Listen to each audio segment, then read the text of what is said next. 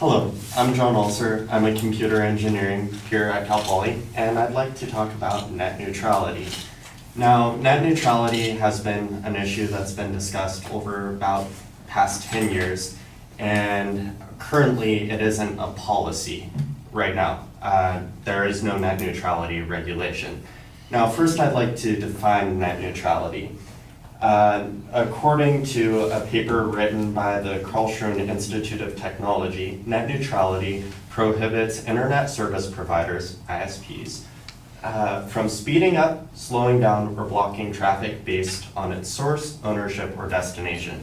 So that means that internet service providers can't mess with information on the internet at all. They can't speed up its access, slow it down, block it. Okay. So this brings me to my main claim that net neutrality regulations would protect consumer interests from ISPs. Now, I'll support this by showing that net neutrality regulations would prevent bandwidth throttling, which has become an issue, create more competition between service providers and content providers, and allow equal access to the internet for all content.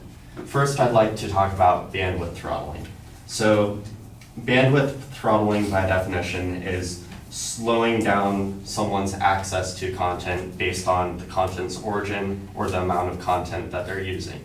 So for instance, if you've ever been on YouTube and for some reason it just seems like the internet's slowed down for some reason, that's usually due to bandwidth throttling by your ISP, which would be like Cox, Verizon, what have you. In 2007, the Associated Press released a report claiming that, quote, Comcast actively interferes with attempts by some of its high-speed internet subscribers to share files online, a move that runs counter to the tradition of treating all types of net traffic equally. Now, Comcast was basically slowing down people who were accessing sites like BitTorrent. And this is an issue because it affects the user experience and hurts the consumer's interest. Now, you might wonder, why would ISPs want to throttle the internet? And it really comes down to an infrastructure issue. If someone's streaming a lot of data, then it's taking a lot of bandwidth from them, which would prevent the ISP from, giving equal content to everybody, an equal experience to everyone, so they'll slow you down. Now, this actually brings me to my next point, that is that net neutrality regulations, which would prevent bandwidth throttling, would create more competition among internet service providers. Since it really is an issue of, since bandwidth throttling really is an issue of infrastructure, by removing the ability to bandwidth throttle, it would force internet service providers to create a better infrastructure and therefore would create more competition for the best network possible. And this would help the consumer. In fact, a recent report, the 2014 ECME State of the Internet report, claimed that the United States ranks 8th in bandwidth speeds. And this doesn't seem like a major issue, but when you think about it, we're a major world power, and countries like Lithuania have better bandwidth infrastructure than us. Now that's kind of a huge issue. Furthermore, net neutrality regulations would create more competition by preventing what's called the tiering of the internet. And the New York Times, for instance, released a report that in 2010 stating, Google and Verizon, two leading players in internet service and content, are nearing an agreement that would allow Verizon to speed some online content to internet users more quickly if the content's creators are willing to pay for the privilege. Now, this is a problem because it creates an internet that would be very similar to cable networks, where only a select networks who pay to be on your provider would be allowed to give content at reasonable speed. And just to show how damaging this can be, Tim Wu, who's a law professor at Columbia, stated that if discrimination reigned on the internet, a transformation from a market where innovation rules to one where deal-making rules, or a market where firms rush to make exclusive agreements with AT&T and Verizon instead of trying to improve their products. There's a deeper point here. When you know what matters, when who you know matters more than anything, the market is no longer meritocratic and consequently becomes less efficient. Now, basically that's saying that a tiered internet structure would reduce the amount of competition that content providers would be able to have. It would mean that Google could pay Verizon to send their information to you faster than, an upstart search engine, which reduces competition and is therefore bad for a consumer. Net neutrality regulations would prevent this from happening.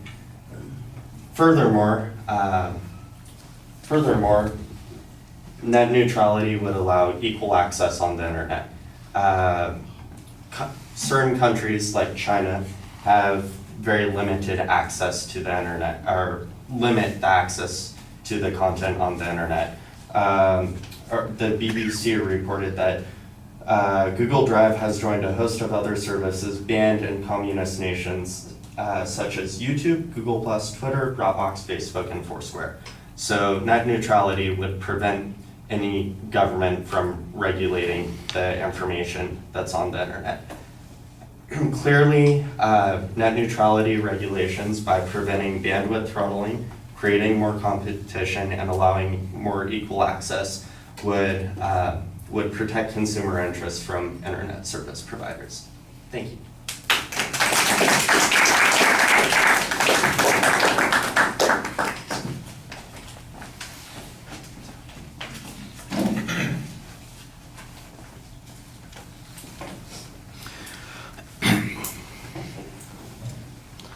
All right, John, you start off well trying to get a little bit of credibility because of your background, and you identify what the topic is. You give us an explanation. I think that helps quite a bit. You've got a very clear statement of what your proposition is, and it helps that you gave us a definition of what you mean by net neutrality, and you talk a little bit about what the regulations might be. I do think you probably need to define that a little bit more, because I'm sure that there's a level of regulation that would have the opposite effect that you're talking about, and I don't know how we would ever measure those things. They had a good preview of what the supporting points would be, and internally you signposted those points very clearly, so it was easy to follow.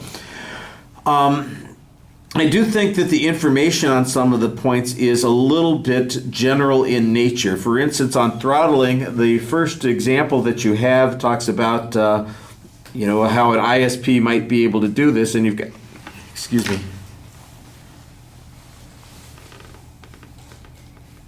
No, it's not going to show up. Sorry. You say, that this the ISPs could be doing this, and you've got kind of an example that you refer to that happened where they appear to have been regulating BitTorrent sites.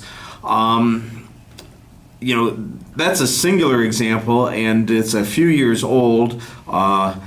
And the example of the sites that they are controlling, you basically say, that's limiting consumers' choices and opportunities and that sort of thing. And that's sort of the goal that you have, that we want to be consumer friendly.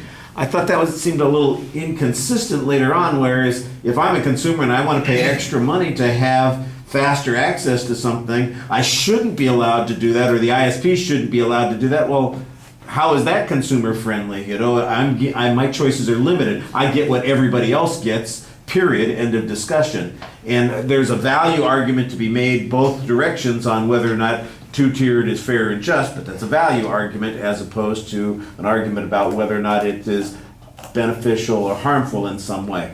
The only argument that I get that really talks about what the consequence of doing that sort of thing is that sort of generic quote, was it from you or Tim Wu? Tim Wu, at the end, which kind of gives us this speculative binary choice that we have, if X or Y, then the consequence would be this. I'm not sure that those are the choices that we're faced with, and even then the consequences seem a little bit vague.